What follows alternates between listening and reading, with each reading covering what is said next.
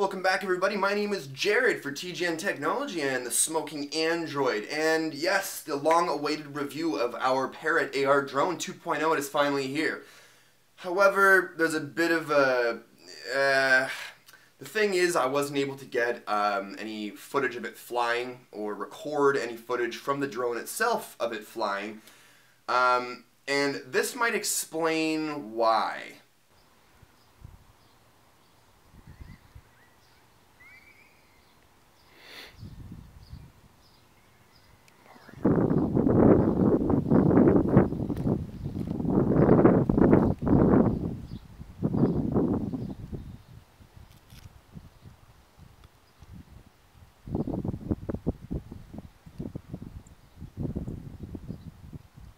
Keep recording. Wait for it to do its initiation.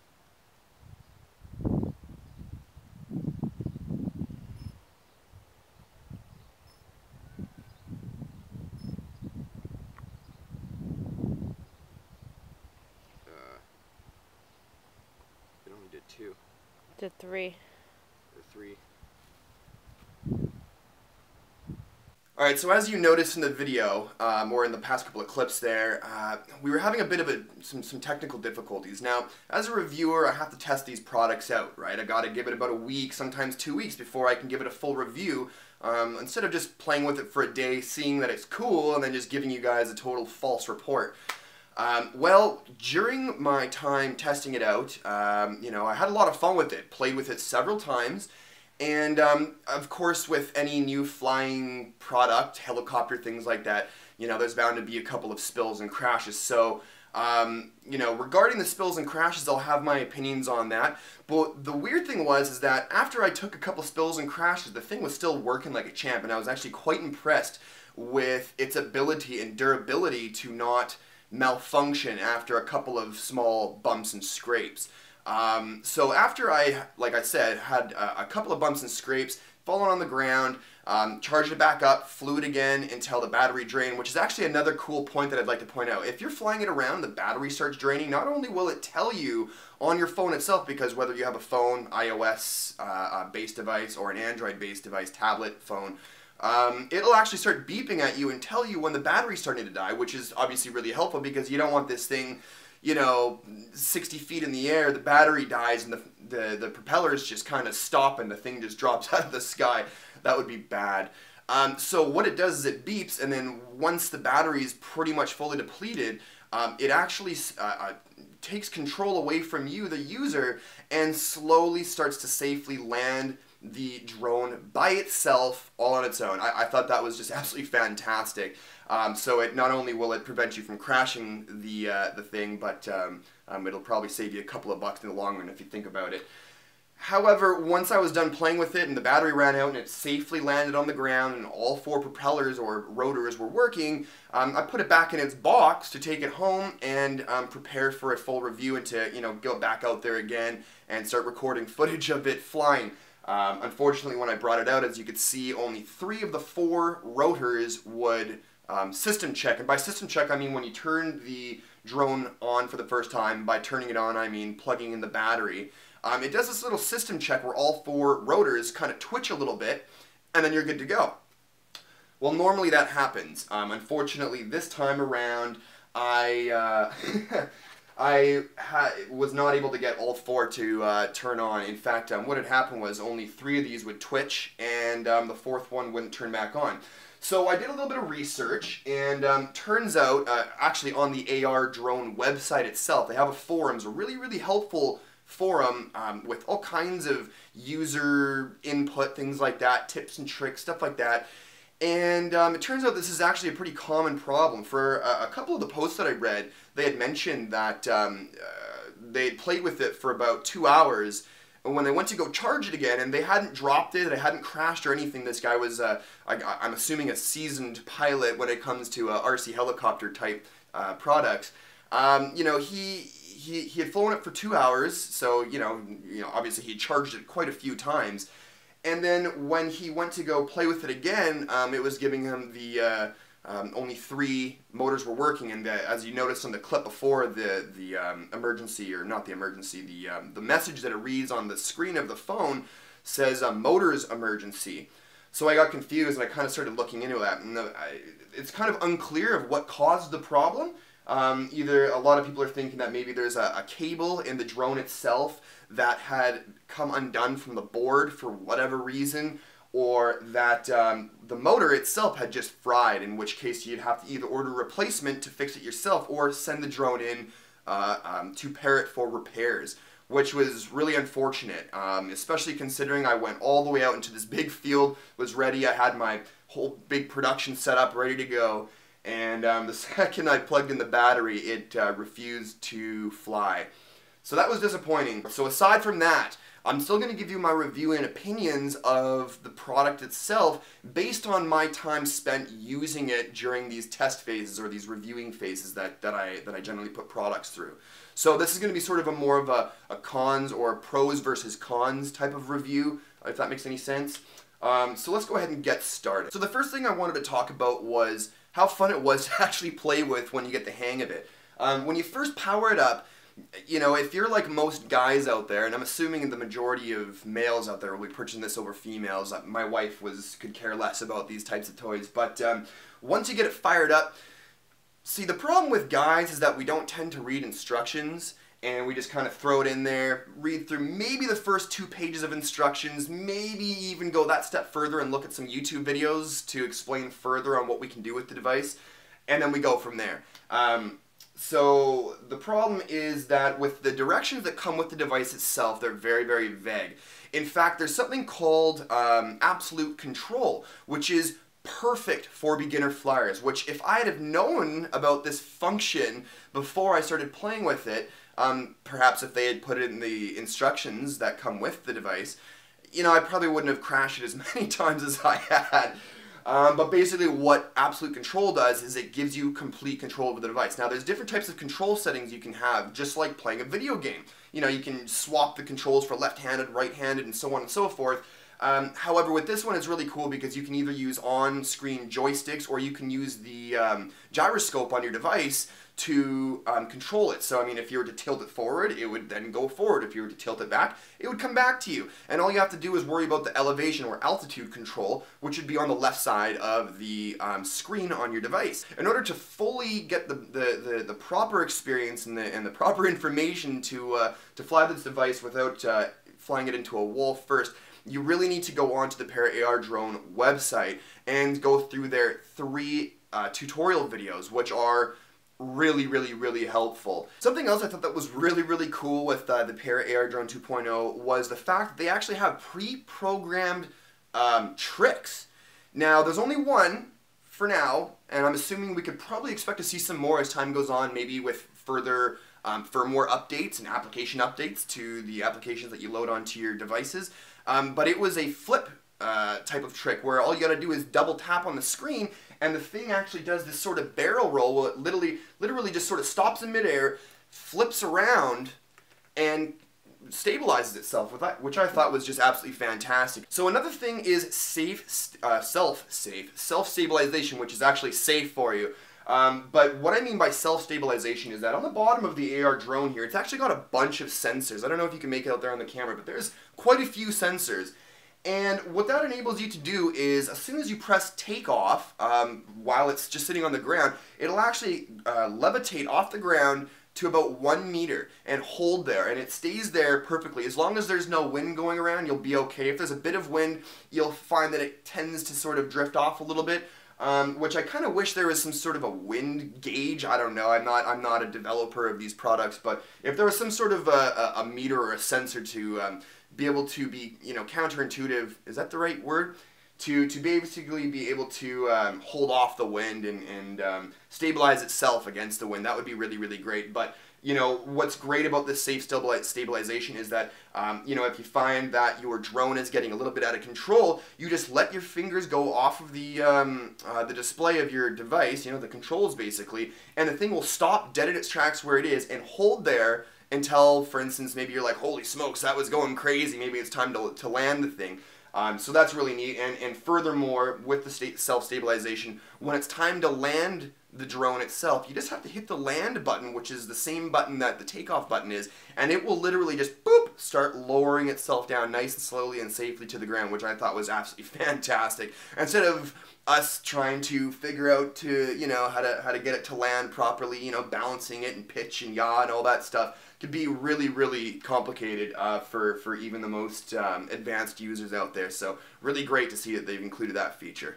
Now, something that really, really surprised me about the AR Drone 2.0 is its speed. Now, one thing that's really cool about the application that you're going to be downloading onto your device to control the drone itself is that the controls are highly customizable. Not just the thumbstick controls or the absolute control that I was speaking about before. I'm talking about the trim, the yaw, the rotation speeds, the tilt speeds, everything.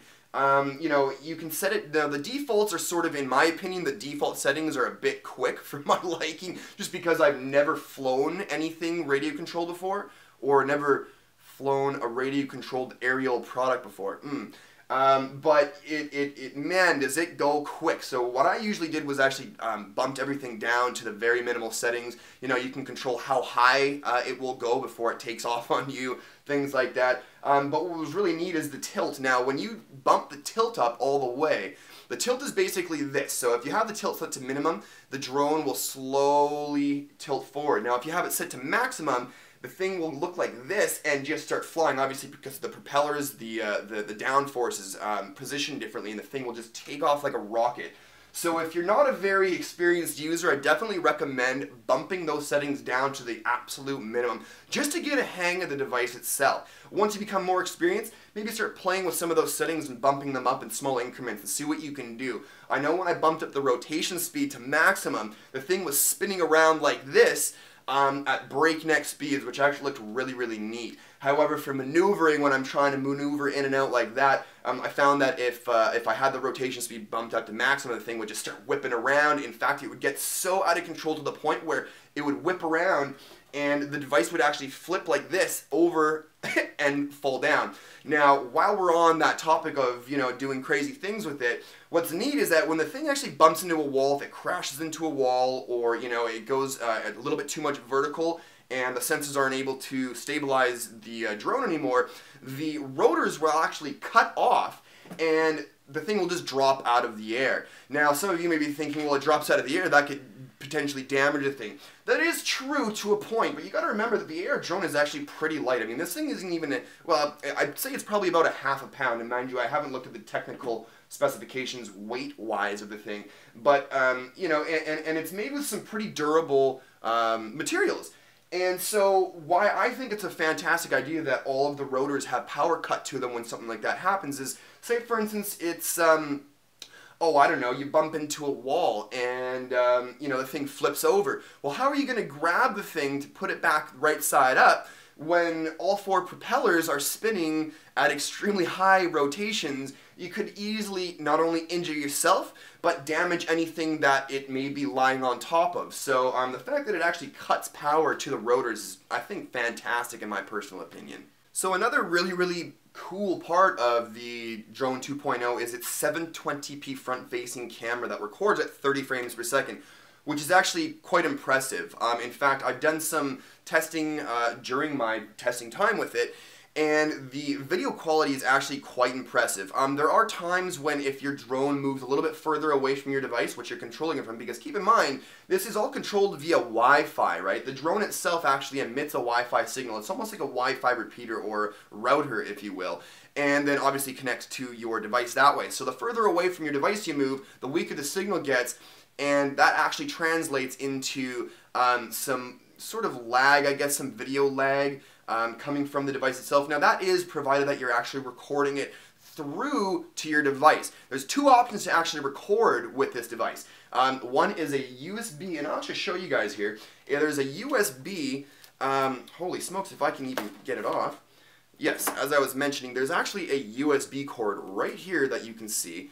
And what this allows you to do is, say for instance you have like a 16 gigabyte or just any sized thumb drive, you can just toss her in there, and yes, there is enough room underneath the hull to actually fit all this stuff. You'd be surprised, because this actually, the battery pack here is actually styrofoam, and it compresses down a little bit. I'm sure you guys can't really see that too well, but it compresses a little bit, which gives you that extra little bit of room for that USB port or USB drive, and you're able to record video. Now, if you were recording video through the USB drive, you could probably kiss that video lag goodbye, because it doesn't need to broadcast it back to your device. So that's pretty great. No, there isn't any audio on the cameras itself, because you're not going to really be hearing much when you're 60 or 165 feet in the air, if that's how far you want to go to, which, by the way, on a side note, it's actually able to reach 165 feet in range, or 50 meters for us Canadians or the rest of the world out there. So really impressive there. Now, what's really cool is that it can connect to both your iOS device as well as your Android device. So if you have a tablet, I actually tried this out with a good close friend of mine's Samsung Galaxy Tab 10.1, and it looked fantastic on there. A lot easier to see. You know, a lot of devices, at least for smartphones, you know, the screens aren't always that bright in daylight, direct daylight, things like that. So I do recommend a tablet over a smartphone. However, you know, if you have a smartphone like myself with the Samsung Galaxy 3, a big 4.8-inch display, you should be okay. However, I did notice that it was a bit difficult to see the display in direct sunlight with my brightness bumped up to maximum. But once you get used to it, especially if you're using absolute control, you probably don't have to worry about looking at the screen too much, considering absolute control is just used by emotion, right? So that's something to note there. Now, regarding the drone, the AR drone free flight application that you'll be downloading for yourself, which is both available on iOS and Android, like I've mentioned, it's actually a really useful application. It goes beyond the just general use of being able to actually fly the device. There's a lot of really useful stuff on here, such as the Air Drone Academy, which if you tap on there, I'll just show you here, it brings you up to the Air Academy. Basically what you do is register with the Air Drone website.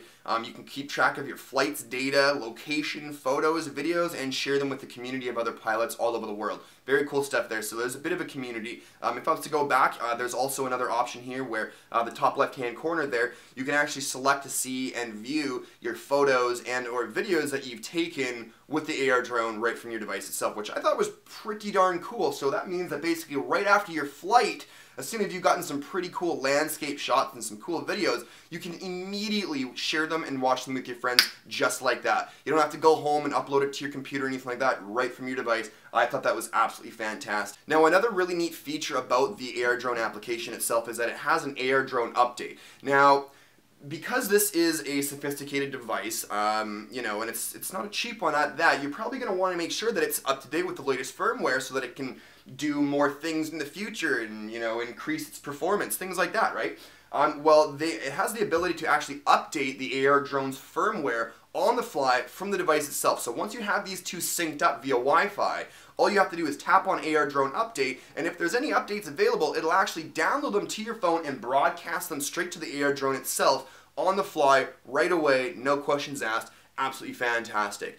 Now, the last really cool thing I want to talk about regarding the application itself and other applications that you can actually download for the AR drone is the fact that there's games available. Now, unfortunately, there isn't any games available for Android devices right now. Yes, I know I told you guys that I'd be looking into those. I was really excited to get into them. And I would have used my buddy's iOS device and his iPhone. However, he's been really busy and I haven't been able to secure one. Regardless, there are 4 games right now, and they are, if I can read them correctly here, so you got AR Flying Ace, you have AR Race, you have AR Hunter, which I've actually seen a demonstration video of. It looked silly in my opinion, but whatever, you can be the judge of that. And as well as AR Rescue, which I've also seen videos of, and I thought that looked pretty cool. You know, if you have a couple other friends or even just one other friend with another AR drone, what you guys can do is download, provided you have the iOS device. You can download these games, and there's one of them, I can't remember which one it was, but the demonstration was basically these two AR drones that were chasing each other. So augmented reality, if you're looking through the device, and this is sort of the catch with the games, instead of, you know, getting used to watching the drone fly around, you're gonna have to be using your device to play these games because it is augmented reality. You're gonna be looking through the camera of the drone itself. But it was really neat because I could see them using sort of on-screen missile shooting buttons, and when you press, you know, fire missile or whatever, you'll actually see this missile shoot out, and it looks, you know, quite realistic for what it is on the device itself through the camera. And now I don't really know what happens when you actually manage to shoot them or anything like that. Unfortunately, don't have anybody else with an AR drone to test it out with. But it definitely looks cool. The possibility is there, and considering there is already 4 games out, I'm sure we can expect to see them coming to Android sometime soon, hopefully. But I'm sure we could also expect to see some more games in the future, perhaps with the AR Drone 3.0. Who knows?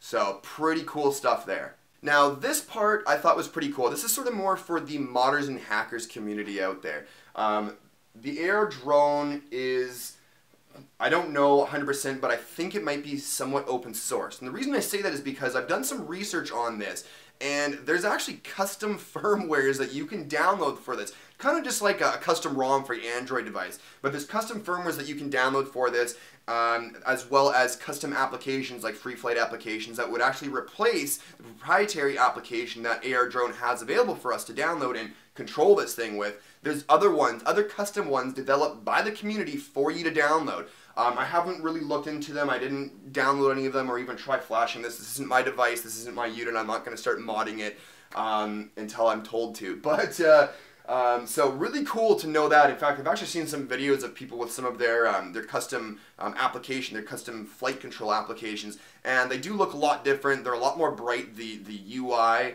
opacity, if any of you know what that is a lot stronger. So you know, it's not as see-through. It's a lot easier to see. Basically, is what I'm trying to say. So I've seen a lot of people actually customize the outdoor hulls as well as the indoor hulls itself, which is what this one is. With different paint jobs, different decals, things like that. I mean, obviously, it's your device. You can do whatever the heck you want with it, right? So, very cool stuff there. Now, something else that I want to note. This indoor hull here, although made from what I guess we would call like a flexible, forgiving styrofoam material, is actually quite delicate. And the reason I say that is because the first day I actually took it out to test it out, I live in a townhouse complex, so I don't really have a whole lot of room or areas where I could test this out. So I went over to my friend's house where he's got a nice big front yard, big backyard, lots of room to test it out. But while you're learning, obviously there's going to be a few crashes along the way, and I flew it into the side of his house, and what had happened was when it flew into the side of his house, the motors cut out, like I mentioned before, and the thing dropped vertically like this onto the pavement and actually split the hull in half to the point where it was completely unattached from itself. And you guys probably won't be able to make it out very well, but right here I've actually super glued the hull back together. So now that is kind of a pro in terms of the material used. You know, if chunks of it rip off or break off, you can always just use some super glue, throw it back together again, give it 5 minutes, good as new. However, you know, over time I can see this thing starting to get the crap kicked out of it, and I mean, as you can see, it's got some nicks on the inside there, and that's basically caused because of the flexibility of the styrofoam here. When it hits the ground, or anything for that matter, those rotors now are touching and rubbing against the inside of the hull, which may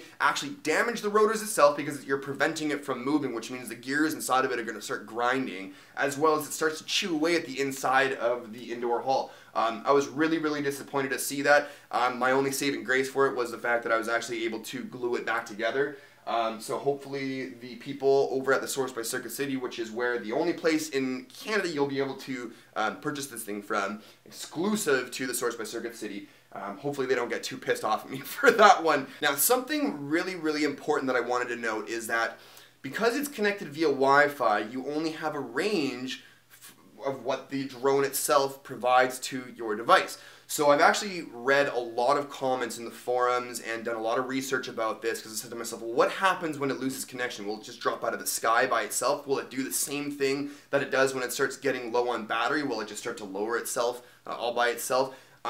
from what I've seen and the research that I've found, when it loses Wi-Fi connection to your device, it's gone. That thing is taking off like high, much further than the pre-programmed maximum altitude will allow it to go. Why that is, I don't know. I think that, in my opinion, that the device itself should have some sort of a fail-safe program built into it, that if it does lose Wi-Fi connection from your device, it should do the same thing that it does when it loses battery power, which is just lower to the ground nice and safely. However, what it does instead is just either take off like a rocket and just, you're goodbye. You know, you'll either have to follow with your car, or, you know, maybe write your name and address and phone number on the inside side of the device, so if somebody else finds it, they can. In fact, there was a video I watched where there was a guy that was trying to do a promotional video of his boss's company by doing an aerial flyover, and what ended up happening is that they were in the middle of some big farm field and the thing just took off. He got some really cool footage of the horizon, and it almost looked like the thing was just about to take off into space. However, it landed in some farmer's field. The farmer found it, reported it to the police, and I'm assuming because it was a small town, the police contacted the guy, and he managed to get his drone back. However, that's definitely something to keep in mind, because if, what I find with a lot of people that fly RC aerial, devices, is that they like to see and push the limits of the ranges, and that's definitely a hazard that you guys want to keep in mind. So the range, once you lose that Wi-Fi connection, you can kiss your AR drone goodbye. However, to sort of end this review with the conclusion, my conclusion is this toy is a lot of fun, guys. $330 is a bit steep, but when you consider all the technology put into the product itself, such as all the gyroscopes and the altimeters and things like that, a whole bunch of words that I don't even know how to pronounce, it's a really cool product when it's working properly. When I did manage to get it to work properly, the thing was really quite impressive. Definitely a crowd pleaser. You can do a lot of cool things with it. I can imagine all kinds of different applications with this, such as, go to the top of some scenic mountain maybe that's nearby, and get some cool aerial videos going on, get some cool pictures taken of yourself. It does have a bottom-facing camera, so you've got two cameras on the device, although the bottom-facing one is not 720p. I believe it's just standard definition, just like a WVGA or something like that, if that makes any sense. Anyways, yeah, so it's a lot of fun, pretty durable considering, except for this problem with the one rotor not being registered with the device anymore. So my conclusion is this thing's a lot of fun. I wouldn't give this to anybody under the age of 14 years, just like the box recommends. I mean, obviously, if you have like a 13-year-old kid or a 12-year-old kid, maybe this is his hobby, throw it his way, right? This thing, he's going to get a lot of use out of this. However, definitely think about purchasing an expanded battery pack. With this, don't just purchase this and then think that you're going to have enough fun with that 1000 milliamp battery. You'll be really disappointed, I think, because it's about 8 to 10 minutes of fun, and then it's time to go recharge it for an hour and a half, and during that hour and a half you're probably on to other things in your life, and you're just put that thing away in its box, right? But as far as the customizability is concerned, I think that's really great. There's this big community that's doing this sort of do-it-yourself customization of the different hulls, the custom firmwares, there's games available for it, all kinds of stuff. So, I mean, this thing is becoming really big, and I'm really excited to see what comes out with, what Parrot comes out with when it comes to the Drone 3.0, if they do end up getting to that point. But that's basically it, guys. There's your I know this is a super long video. Thank you very much for your patience. And yeah, so that's the review of the AR Drone 2.0. Thank you very much for watching. For TGN Technology and the Smoking Android, my name is Jared. If you enjoyed this video, maybe try checking out my channel, youtube.com/thesmokingandroid. Got all kinds of Android-related videos there, as well as we'll probably be doing some more random product reviews, such as the AR drone. But I guess this is sort of ties in with the Android thing, considering an Android application is available for it. So anyways, guys, thank you very much for watching, and we shall see you guys in the next video.